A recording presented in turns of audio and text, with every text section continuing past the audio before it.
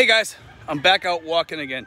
Today we're going to talk about why you should do upgrades on some apartments and why it's worth it. Okay, a lot of people have been making comments, some quite rude sometimes, but most of them have been reasonable comments, which I understand. People have a lot of questions about that. Why would you put money into an apartment? Here's the thing. If you get an $80 apartment, and I know some of these are small, but you know something? When you do these upgrades in there, it makes it equal to a $400 apartment or at least a $300 apartment, okay? We have these other apartments I've been showing over at Florida Sun. Now, granted, they're in a gated community. Granted, you have a pool. There's a few more amenities, and you have some more, garbage pickup outside your door, things like that. But is it worth the extra cash for all that? Some might say yes, some might say no. And some might say, well, Steve, I'm on a limited budget. I can't afford it, but I want to kind of live that lifestyle, but I don't want to live Filipino. That's where this comes in, okay? Some of these upgrades, when you move, usually if you get a lease or you stay there for like 4 or 5 years or whatever, or even 2 years, you're going to get your monies back. Even if you put a split type air conditioner in there, you do a couple of upgrades, maybe some cabinets or something like that, or maybe you have to put an American toilet in there or what have you. So that's the thing. And people always ask me, what's an American toilet? American toilet is a flush toilet, okay? I won't say most, a lot of apartments over here don't have that type of toilet. They have the scoop, you scoop the water and you pour it in, and that's the way you flush it. And it's not, it's functional, it works, but it's just not the norm for Americans. We're not used to that, okay? So what I tell people is make it yours, okay? Put the money in, sign a lease for a while, to where you feel comfortable that you're going to get the money back. Well, some people say, well, Steve, what about this chickens? What about if this dog's barking? You know what? If you're going to come over here and you're going to be afraid of dogs barking and some roosters outside your window, it might not be the place for you, because even in gated communities, we still get that. Okay, we might get a dog barking. We might get this. Granted, when I was over at Florida Sun Estates, I didn't hear one dog bark inside the apartment, the condos there. Not one. Didn't hear any chickens, didn't hear any roosters. And that's nice, but you pay for that. You pay for that dearly in the cost, okay? And it's not that it's not worth it. It is. It is in some cases. If you have the money to shell out to do that, that's great. Because $400 over here goes a lot further than $400 back home, obviously. Back home, you could probably spend $1,200 on a studio and still not get a pool. Over here, for $400, you get a gated community, you get garbage pickup right outside your door, you have AC, you have everything. You have everything for $400 a month. You cannot beat that. But I tell people, when you get here, start off slow. Take it easy. Pull the reins back, slow down the horse a little bit and say, I want to come over, I want to get to know the country a little bit, maybe date a little bit, figure things out, figure out what I want, maybe bank a little bit of money, so when I do have a girlfriend, I can go on a trip, I can go places and do stuff. That's the best way to start out here. For some people want to come in here galloping, kicking the horse and getting them running down the street and just taking off. That's the way you're going to go broke over here, because a lot of expats come over here, they spend their emergency money, they spend all this money that they have, and poof, it's gone, and they can't even go back to the States. They don't even have money to get back to the States. So I tell people, start off slow. What's the worst that can happen? You're paying $80 a month. You still have a place to live every month. You have a long-term lease, and you can live cheap. You can live really, really cheap. And if you wanted to, you can scale your thing back as much as you want. Your food, you can eat certain foods that are cheaper than others. And when you're on that type of budget, you can save for emergencies, save for medical emergencies, save for anything. And you know what? Even though we're older, in all reality, we need to save money. I have a lot of people out there say, well, Steve, I'm not leaving money behind for anybody. That's your choice. But is it reasonable to do that? Is it going to be reasonable when you get sick and you can't pay the doctor over here or something like that? Do you feel comfortable, being stuck in a hospital and not being able to pay your bills? I'm not, but I tell people, you need to really think things out over here. And the best way to come over here is just come slow. Okay, I'm telling people a lot of people that talk to me, come over here and go slow. If you got the money and you can afford a more expensive apartment, a gated community, by all means, go for it, you know, because that's where you should be. If you have the money to do that, do it. If you come over here, you have a lot more money than the sweet spot budget. I'm comfortable to say that you can go in and get a house, or you can get a nice condo or something like that, and be okay there. But even if you're on that, doesn't mean you should blow all that money. Some people, I recommend you come over here, and some people, they want to exercise, they want to get themselves prepped, they want to get themselves healthy for their retirement, they want to lose weight or what have you, or they want to figure things out around here. The best way to do that is on a lower, anything from $400 and below is a good place to be when you first come over here. You know, for me, if I was to redo it all over again, I love my house, okay? The only thing I'm missing is the pool.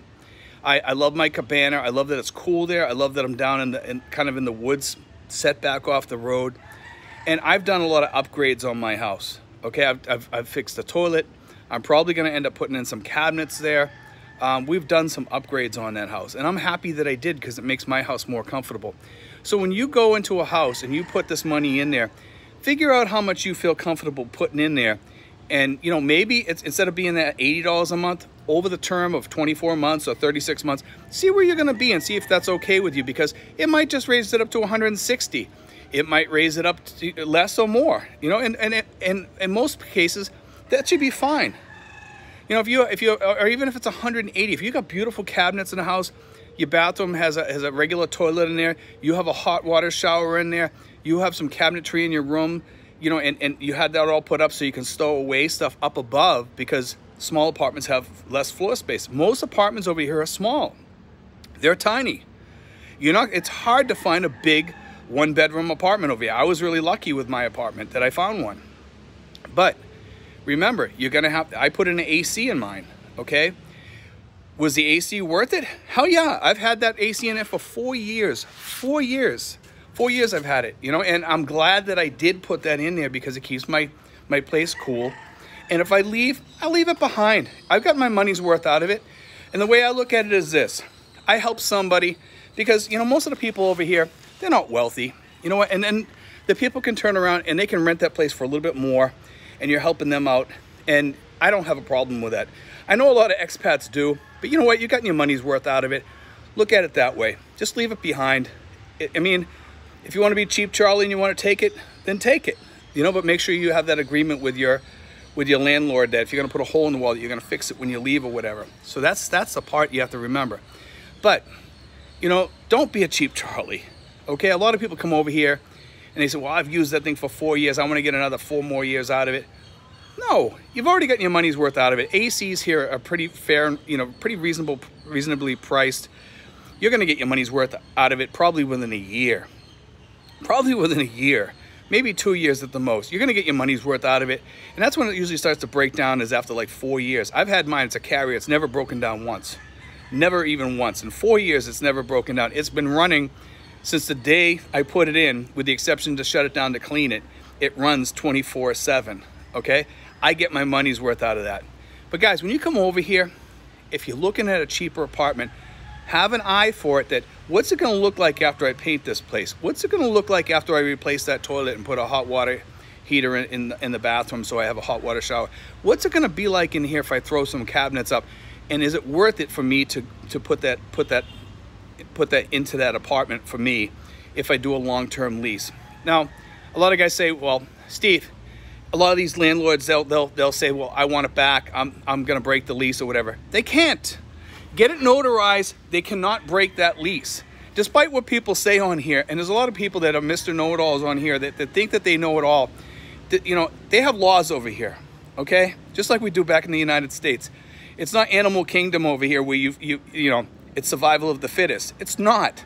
You know, some people on here will have you thinking that it's like animal kingdom over here. You know, you can do whatever you want, and it's just the way it is.